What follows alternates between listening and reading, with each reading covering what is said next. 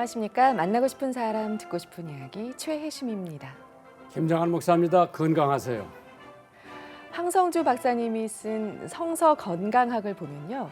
인간의 뇌와 연결되어 있는 신경 중에서 보는 것이 가장 발달되어 있다고 합니다. 그만큼 눈은 우리 뇌의 사고 기능에 절대적인 영향을 미친다는 것인데요. 우리가 운전할 때 자동차의 시야가 가려지면 운전을 할 수 없듯이 눈이 피로해지면 온 몸이 피로감을 느끼기도 합니다. 예수님께서도 마태복음 6장 22절에 눈과 몸의 관계를 말씀하십니다. 눈은 몸의 등불이니 그러므로 내 눈이 성하면 온 몸이 밝을 것이요. 우리의 눈이 사랑으로 바라보는 눈, 좋은 것을 찾아보는 눈. 네, 그렇게 바뀌기를 소망합니다. 네, 눈이 이렇게 중요한지를 몰랐습니다. 네. 빌리그램 목사님이 돌아가시기 전에 완전히 시력을 다 잊어버리시고 또 시력뿐만 아니라 청각도 거의 쇠퇴가 돼가지고 마이크를 갖다 놓고 크게 얘기를 해야 들으세요. 네. 그러나 정신은 말짱하지. 그래서 그런 걸 보면서 100년 동안 우리의 육체의 기계를 쓰면은 거의가 다 망가지는구나. 그런 생각을 했는데 역시 눈은 우리의 등불이라고 했는데 사실 우리는 눈 관리를 잘 안 해요, 평상시에. 네. 몸 관리는 잘 하는데 네. 눈 관리는 그냥 하나님이 주신 그대로 되는 줄 아는데 네. 뭐 녹내장, 백내장 백내장. 이런 게 이제 오기 시작하죠. 그래서 그 책을 읽을 적에도 적당한 거리를 두고 그거는 이제 무의식 중에 우리가 안 하는데 안경을 써야 되면 쓰고 그래야 되는데 눈 관리에 대해서는 그렇게 신경들을 안 쓰기 네. 때문에 눈이 속히 망가지는 사람들이 많지요. 네. 그래서 우리의 모든 신체의 부분 중이 다 중요하지만 사실 참 우리가 맹인들 보면은 나는 눈 감고 어디 걸어 다녀 봤는데 한 해 뭐 10보도 가기 전에 부닥쳐요. 그만큼 눈이 중요한데. 네. 그래서 눈 관리를 아마 우리 청취자들도 한번 생각해 보시는 게 좋을 거예요. 만나고 싶은 사람, 듣고 싶은 이야기. 오늘은 연세대 교목 실장이신 이대성 목사님과 함께합니다. 어서 오십시오. 반갑습니다. 네, 안녕하세요. 네, 저희 극동방송 청취자분들께 인사 부탁드립니다. 예, 안녕하세요. 극동방송 청취자 여러분, 이렇게 여러분을 만나게 되어서 반갑습니다. 특별한 얘기가 없는 사람인 것 같은데 저를 또 초대해 주셔서 방송국에 감사드리고요. 오늘 또 제가 같이 나눌 이야기를 통해서 여러분에게 조금이라도 위로가 되고 도움이 되는 그런 시간이 되었으면 좋겠습니다. 계속해서 극동방송 열심히 청취해 주시기 바랍니다. 이대성 목사님께서 이제 연세대학의 교목 실장님으로 가시긴 동기가 특별히 있겠죠. 예, 저희는 이제 교목 실장은 이제 교목 중에서 한 분이 이제 순서에 따라서 교목이 몇 맡게 분이나 되는데요. 계세요? 지금 현재 다 합해서 6분이 우리 연세대 신촌 캠퍼스에서 같이 계시고요. 그거 아는 분이 많지 않네. 6분이나. 네네, 6분이 있고 또 지금 원주에 있는 미래 캠퍼스에도 교목이 또 여러 분 계시고요. 예, 그래서 다른 학교에 비해서 굉장히 네. 교목님들이 많은 편이죠. 그러면 이제 연세대학하고 또 세브란스 병원에도 원목님들이 계시잖아요. 예, 맞습니다. 세브란스 병원에는 원목님들이 많이 계시는데 지금 현재 우리 신촌 캠퍼스의 교목 6분 중에서 한 분이 세브란스 원목 실장을 맡으세요. 그것도 이제 저희들이 보직으로 돌아가면서 맡으시는데 그 원목 실장 아래 또 수많은 원목님들이 계시죠. 예, 그래서 캠퍼스 병원 전체를 합치면은 뭐 수십 명의 그 목사님들이 학교와 병원을 위해서 수고하고 계십니다. 꼭 교목이 돼야 되겠다고 하는 생각은 언제부터 가지셨어요? 사실은 이제 제가 교목이라는 구체적인 이 목회에 대해서 오랫동안 생각한 건 아니고요. 저는 이제 어릴 때부터는 좀 선교사가 되고 싶다라는 생각이 있었고 이제 목회자의 길을 가고 싶다, 혹은 신학교 교수가 되고 싶다 그런 이제 꿈을 갖고 쭉 지나다가 전공을 정하면서 이제 연세대학교 철학과를 택했어요. 그래서 철학을 하면서 학문의 여러 분야에 대해서 관심을 갖다 보니까 암만 해도 좀 이 기독교에 대해서도 학문적인 관심이 많이 생겨서 신학교 교수가 되기 위해서 이제 공부를 계속했고요. 그리고 이제 학위를 마치고 나서는 이제 일할 곳을 찾다가 보니까 우연히 교목의 그 자리가 있어서 사실은 지원을 하게 됐습니다. 솔직히 말해서 그 전까지는 제가 교목이 되리라고는 생각은 못 했었어요. 그런데 막상 이제 제가 2003년부터 지금까지 교목으로 계속 한 자리에 있는데 지난 세월을 이렇게 볼 때 저 스스로 생각할 때 나는 교목이 되기 위해서 교육을 받은 사람이다 이런 생각이 들 정도로 저에게는 천직으로 여겨지고 또 제가 뭐 미력이나마 제일 잘할 수 있는 분야가 이 교목 분야가 아닐까 하는 그런 생각을 할 정도로 굉장히 하나님께서 제 삶을 인도해 주셨다라는 그런. 지금 연세대학의 학생 수가 얼마나 됩니까? 연세대학교 학생 수가 지금 학부 학생만 2만 6천 명 정도 되고요. 대학원 학생이 1만 2천 명 정도 됩니다. 그러니까 근 4만 명이 되는 학생들이 있고요. 그리고 네. 교수님이 한 5,600명 되는데 그중에 전임 교수님만 2천 명이시고요. 그런데 예. 그 3만 명, 4만 명 되는 학생들 가운데에 기독교 학생 분포가 예. 몇 프로나 되는 것 같아요? 기독교 학생의 분포는 아마 일반 사회의 그 청년층의 기독교인 분포랑 크게 다르지 않을 것으로 한 30%? 생각. 30%도 안 되는 것으로 저희 파악합니다. 어. 한 20% 정도 될 것이고 또 대개 이제 자기 종교가 기독교라고 표시는 하지만은 실제로 신앙생활 하는 학생들을 따져 보면은 저희가 생각할 때는 극히 적다. 대학의 가장 취약점이 초등학교, 중고등학교 열심히 믿다가도 대학에 가면은 해이해지는 적이 있죠. 네, 맞습니다. 그 학생들을 교목실에서 어떻게 잡아야 돼요? 그거 갖고 고민하는 게 저희들의 가장 중요한 일이거든요. 아마 목사님 세대는 부모님의 영향력이 제일 컸다면은 요즘 또 젊은이들은 그 언론. 외에 그 동료 친구들의 영향력도 많이 있고 또 예를 들어서 사회 전체가 중고등학교 학생들에게 기대하는 거는 공부 잘해서 좋은 대학 가는 거 그거를 가장 큰 그 목표로 삼고 있거든요.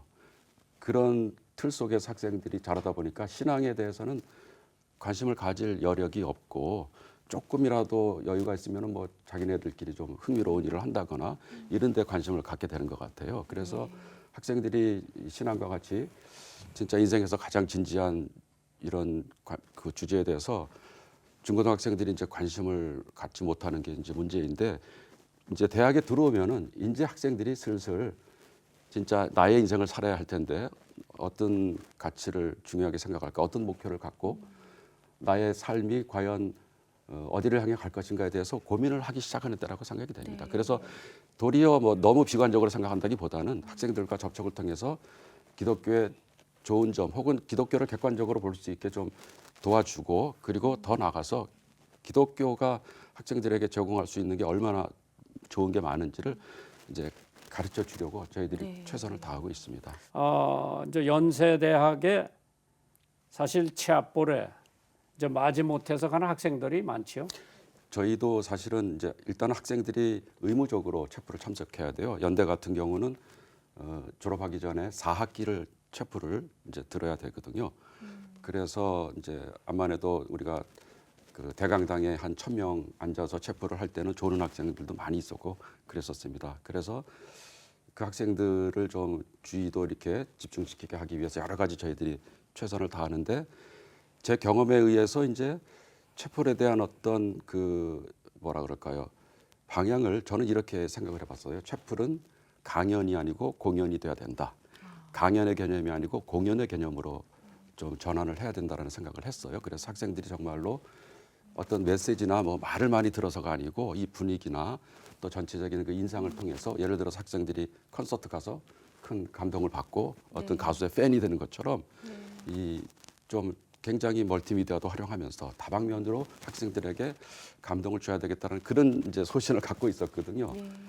그런데 이제 코로나19가 터지면서 어쩔 수 없이 채플이 비대면. 강연 개념에서 방송, 공연 개념으로 바뀌게 될 수밖에 없었어요. 예. 지금은 이제 저희가 체포를 전부 촬영을 해서 네. 이제 방송 형식으로 만들어서 영상을 학생들이 보도록 그렇게 하고 있습니다. 예. 예, 그래서 이 채플은 이제 그 어떻게 보면 학생들은 뭐 할 수 없이 강제로 들어오는 거긴 하지만은 저희가 최선을 다해서 학생들의 반감을 좀 없애고 저희들도 정성껏 친절하게 또 학생들을 돕기 위해서 채플을 하고 있다라는 좀 인상을 주기 위해서 노력을 하면은 학생들이 채플을 통해서 많은 것을 깨닫고 배우고 강의실이나 도서관에서 배우지 못한 지혜를 얻을 수 있다라는 생각들을 많이들 하고 있습니다. 목사님 지금 연세대학교 대학교회에 또 담임 목사님으로 계시더라고요. 네네. 네. 교회에 대해서 좀 소개 좀 부탁드릴게요. 예, 대학교회는 이제 학교의 공식적인 교회인데요. 네. 지금 연세대학교에는 이제 공식적인 학교 교회가 2개가 있습니다. 네. 하나는 신촌 캠퍼스 루스채플에서 드리는 대학교회가 있고 또 하나는 일산 쪽에도 저희 캠퍼스가 하나가 있어요.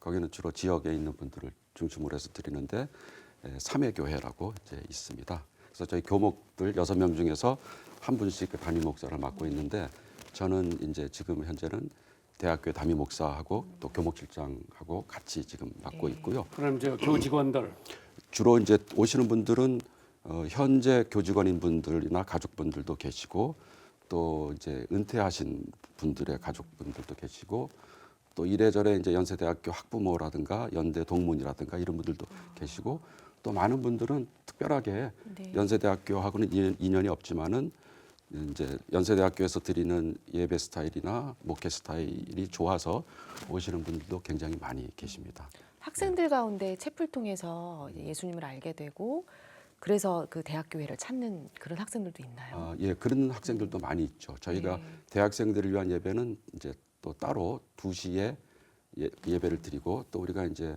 송도에 국제 캠퍼스가 있어요. 국제 캠퍼스에서는 또 대학생들을 위한 예배를 또 따로 드리고 있고 이 전체가 이제 그 대학교회 안에 속해 있습니다. 실장님 형제는 몇 형제예요? 저는 이제 2남 1녀 중에 제가 장남이고요. 예, 다들 신앙생활 잘하고 있고 바로 아래 동생은 이제 의사인데 얼마 전에는 8화가에 의료 선교를 그 하고 지금 돌아와 있고요. 또 막내 딸은 그 남편과 함께 또 대전 쪽에서 교회를 잘 섬기고 있고요. 예, 그 저희는 부모님들께 참 감사하죠. 신앙적인 분위기 속에서 저희들을 잘 길러 주셨고 특히 이제 저희 부모님이 어머님 아버님 쪽 다 선천에서 태어나셨어요. 그래서 선천. 예, 저희 아버님은 선천의 신성중학교를 나오시고 그 선교사로부터 신앙교육을 잘 받으시면서 굉장히 좀 균형 있는 신앙을 이렇게 그 전수 받으셔갖고 자녀들에게도 그런 신앙을 잘 전수해 주셨고 그런 의미에서 이제 제가 선교사님들이 세운 연세대학교에 와서 이렇게 가르치고 목회한다는 거는 저로서는 너무나도 아니 그럼 뜻깊다고 목사님께서는 따님 하나 있으니까 좋은데 혹시 아들 하나 있었으면 생각 안 하셨어? 그런 생각은 전혀 하지 않았습니다. 딸 하나만 가서 잘 키우자. 예, 그런 생각을 또 할 수 없었던 게 저희가 결혼을 하고 14년 만에 아기가 태어났어요. 예, 그래서 뭐 하나만 주신 것도 사실 그러면 그 어린아이가 태어날 때는 유학 생활을 하셨어요? 그 전에요? 그 후에요? 저희가 유학 생활 할 때 태어났습니다. 예. 힘들었었겠네.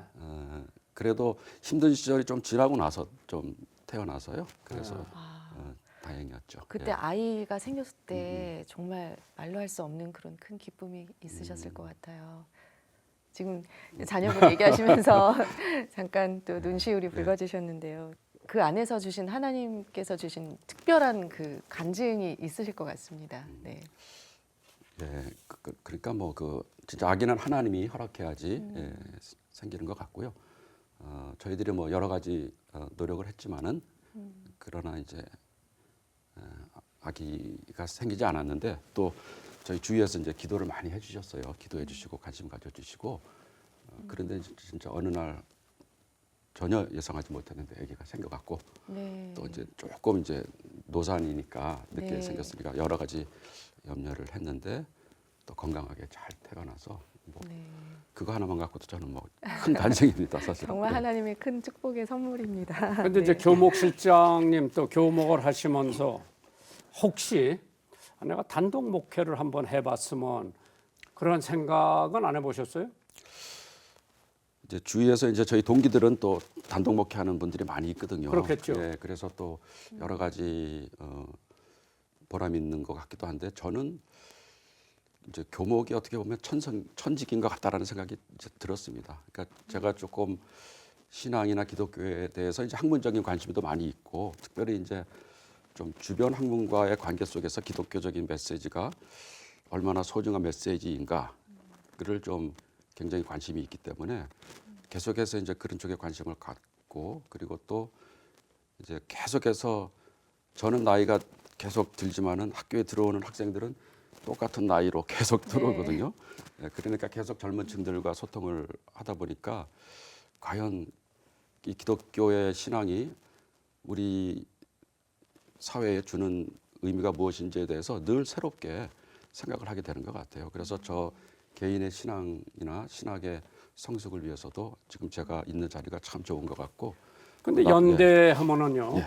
저 뭐 외부에서는 기독교 대학으로 생각을 하는데 동문회가 굉장히 세더라고. 맞습니다. 연세 신학부나 뭐 나온 목사들이 많은데 그 사람들이 연대 교목실에 대한 어떠한 지원이나 기도나 뭐 어떠한 뭐 근위 세항이나 뭐 이런 건 없습니까? 계속 관심을 갖고 있고요. 그 얼마 전에도 어제 그저께도 이제 동문회에서 우리 교목실로 연락이 왔어요. 그 이제 저희가 지금 교목실에서 하고 있는 중요한 프로젝트 중에 하나가 재학생 중에서 점심을 거르는 학생들이 있다는 것을 저희가 이제 2016년에 좀 파악을 하게 돼서 그 재학생들 점심을 제공하는 프로젝트를 시작을 했습니다. 점심 나눔 프로젝트라고. 학교 식당에서. 예, 예. 처음에는 이제 학교 식당에서 식권을 나눠주는 식으로 예. 했었어요. 그런데 지금은 코로나19 때문에 학교를 등교를 못하기 때문에 지금은 이제 그거를 현금으로 바꿔서 생활장학금으로 나눠주고 있는데 한 학생당 저희가 4주 기준으로 9만 원 정도를 이제 지원하고 그러다 보면은 한 학기 4달로 쳤을 때 36만 원이 됐죠. 그리고 1년에 72만 원. 그러니까 1년에 72만 원을 지원을 하면은 학생 하나가 학교 다니면서 점심을 점심. 굶을 거를 점심을 먹으면서 공부를 할 수 있는 거거든요. 경제적인 어려움으로 점심을 예. 거르는 그런 그렇죠. 학생들을 경제적으로. 위해서. 그러니까 많은 사람들이 네. 아, 연대생이 무슨 점심을 거르냐 다들 그렇게 이야기를 하시는데 저희도 처음에는 그렇게 생각을 했는데 네. 저희가 자료를 파악해 보니까 연대생 중에서 점심 거르는 분들이 아까 말씀드릴 때 뭐 한 2만 3만이 되는 학생 중에서 1%만 돼도 200, 네. 300명이잖아요. 어디 가든지 뭐 한 3, 4%는 그런 급빈층이 이제 있거든요. 네. 그러니까 이거는 학교가 책임을 지는데 학교의 어떤 교비로 하는 게 아니고 직원 선생님들이 그리고 교수님들과 또 동문들이 자기 급여에서 공제를 해요. 공제를 해서 어떤 분들은 대부분 많은 분들이 자기 은퇴할 때까지 계속해서 이거는 일정액을 공제하겠다 이런 식으로. 아니 이제 이 방송을 듣는 어느 독지가가 예. 나 그거 몰랐다. 내가 지금 돈 1,000만 원 있는데 예. 그거 연세대학에 보내면 그 목적으로 쓰여질 수 있겠나? 네네. 이제 그런 걸 물어보려면 어디로 물어봐야 돼요? 그러니까 연세대학교 교목실로 교목실로. 물어보시면 되고요. 네. 연세대학교 홈페이지에서 교목실 홈페이지 찾으면은 저희들이 이제 그 점심 나눔 프로젝트에 대한 안내도 하고 있고요. 예. 예. 그러니까 아까 이제 동문회 말씀하시다가 여기까지 왔는데 이제 동문회에서도 그 소식을 듣고 아, 이거야말로 동문회에서 좀 네. 적극적으로 책임져야 되지 않겠느냐. 선배가 후배들 그 밥을 굶을 때 그거 도와주면은 이 후배들이 나중에 또 자기도 예, 그렇죠. 성공해서 이게 후배들한테 계속해서 이렇게 일종의 그 선순환이 되는 거잖아요. 그런 식으로 동문회에서 또 학교가 하는 일에 관심을 많이 가지시고 특별히 이제 우리 학교가 기독교적인 창립 정신을 통해서 학교의 사명을 감당한다는 것을 다들 소중하게 생각을 하시고요. 근데 이제 교목실에서 저 같으면은 이제 새로 학생들이 1학년 들어온다. 어느 정도 분포가 10%가 믿는다고 이제 교회 다닌다고 썼고 얘들이 4년 후에 졸업 맡을 때 그게 15%로 늘어났다. 그런 통계는 없습니까? 예, 저희도 사실 그게 고민이고요. 이제 일부 학교 구성원들은 이제 그런 식의 어떤 뭐 통계적인 실적을 이제 기대하기도 하시는데 저희하고 이제 저희 선배 교목님들하고 이제 오랫동안 고민한 건 뭔가 하면은 기독교 대학에서 교목실이 채플이나 또 기독교 과목이나 여러 가지 캠퍼스 선교를 통해서 하는 선교는 장기적인 플랜을 갖고 하는 게 맞다라고 생각을 하고요. 네. 우리는 씨를 뿌리는 데 최선을 다하는 것이지 네. 열매까지 거두려고 하는 욕심은 좀 내려놓자. 저희들은 이제 나름대로 그런 좀 공감대가 있습니다. 그리고 이제 우리 전국적으로 기독교 대학이 아마 한 60여 개가 있을 겁니다. 개신교에서 그 운영하는 기독교 대학이. 그리고 저희들이 1년에 2번씩은 전국에 있는 기독교 대학 교목들이 연수회 겸 학술 대회를 하고 있어요. 그래서 이제 저희들이 이제 같이 나누면서도 서로 의견 차이가 조금은 있지만은 대부분 이제 체프를 운영을 하고 기독교의 이해 과목을 이제 하고 학원 선교를 하거든요. 거기서 서로 나누는 이야기가 너무 급하게 예를 들어서 학기 초부터 체프를 들어서 체프를 끝날 때 결전을 하고 이런 식의 접근을 하게 되면은 굉장히 좀 무리가 되고 반감도 있을 수 있고 이 신앙이라는 것은 적어도 대학생 수준의 학생들에게 신앙을 전할 때는 그게 이 자기의 인격 속에서 녹아서 네. 언젠가 인생에서 어떤 계기가 있을 때 종교를 택하게 될 때 기독교를 택하게 하는 그런 그 플랜을 갖고 하는 게 일단은 네. 가장 우선적이고 그렇지만은 네. 또 졸업하기 전에 결심을 하게 되면은 더욱 기쁜 일이죠. 그런 노력은 이제 해 나가지만은 그러나 기본적인 틀은 학생들의 일생 주기를 생각하면서 이제 그런 기대를 하고요. 그래서 실제로 저희들이 이제 설문조사라든가 이런 객관적인 자료들도 모아봤어요. 그랬더니 연세대학교 같은 경우는 체프를 듣고 나서 동문들에게 이제 설문조사를 했더니 학교 다니면서 체플에 대한 인상이 가장 좋았던 인상 중에서 하나이고 그리고 기독교로 개종한 비율이 일반보다 훨씬 높다는 것을 저희들이 이제 확인을 했고요. 그리고 대부분이 이제 직장 생활하고 결혼하고 아이들이 생기면서부터 그 시기에 개종을 많이 하게 되는 것 같아요. 네. 예, 그런 점에서 볼 때 저희들은 이제 열심히 씨를 뿌리고 있고 언젠가는 그 열매가 맺히기를 기대하면서 네. 예, 교목님께서 예. 연세대학 교목을 몇십 년 하셨는데 학생들이 생각하고 있는 제일 큰 고민이 뭐예요? 돈이에요? 학업, 월사금 내고 그러는. 그러니까 지금 현재는 그 뭐 청년 빈곤이라든가 청년 실업이라든가 그런 분위기가 좀 이제 있기 때문에 미래에 대한 좀 막연한 두려움 같은 게 있는 것 같고요. 결국은 학생들이 제일 큰 관심은 미래의 직업이거든요. 대학을 졸업하고 내가 직장 생활을 할 수 있을까 그런 이제 생각을 하는데 워낙에 사회가 급격하게 변하고 있고 요즘은 또 코로나19로 인하여서 너무나 큰 변화가 있기 때문에 어떻게 가야 될지를 옛날에는 이제 선배들이 하는 것만 따라가면은 취직도 하고 사회생활을 할 수 있었는데 지금은 모든 세대가 각자 다른 상황이 펼쳐지기 때문에 그 점에서 좀 불안해하는 것 같습니다. 그러나 또 어떻게 보면은 더 넓은 기회가 열려 있다라고도 생각을 할 수가 있어서 가능한 대로 학생들을 좀 격려하고 그리고 제가 생각할 때 학생들이 이제 불안해하지 않을 수 있는 사회적인 분위기나 또 어떤 제도적인 시스템을 마련하는 것도 굉장히 중요하다는 생각이 듭니다. 네, 오늘 연세대 교목실장이신 이대성 목사님과 함께한 시간이었는데요. 마지막으로 또 청취자분들께 기도 제목 또 비전 나눠주시고요. 마치도록 하겠습니다. 네, 무엇보다도 이 극동방송국에 나와서 또 같이 말씀을 나눌 수 있게 된 기회 주신 것 감사드리고요. 저는 우리 많은 신자들께서 우리나라에 있는 기독교 대학을 위해서 관심을 가지시고 기도해 주셨으면 하는 간절한 바람이 있습니다. 오늘날 젊은이들이 기독교를 접할 수 있는 그 가장 넓은 문이 결국은 기독교 대학이라고 생각이 됩니다. 그래서 여러 가지로 기도해 주시고 또 아까 머니톡스라고 말씀하신 것처럼 후원도 많이 해 주셨으면 좋겠고요. 그리고 기독교 대학이 사실은 학교로서 대학으로서 교육이라는 사명을 감당하면서 또 내적으로는 신앙적이고 어떤 전도의 미션을 갖고 활동을 하고 있습니다. 그런 면에서 굉장히 아주 지혜롭게 주어진 상황에 맞춰서 최선을 다해서 학교를 운영해야 되는 그런 과제가 있습니다. 그래서 여러모로 지원해 주시고 협조해 주셨으면 감사하겠습니다. 결국 우리 모두의 그 자녀들이 이 대학 연령을 이렇게 통과하게 될 텐데 그 연령을 통과하는 그 시기에 복음을 접할 수 있는 기회를 만들 수 있도록 우리 모두가 노력하면 어떨까 하는 그런 생각해 봅니다. 네. 오늘 이렇게 좋은 말씀해 주셔서 감사드리고요. 네. 감사합니다. 건강하시기 바랍니다. 감사합니다. 감사합니다. 감사합니다.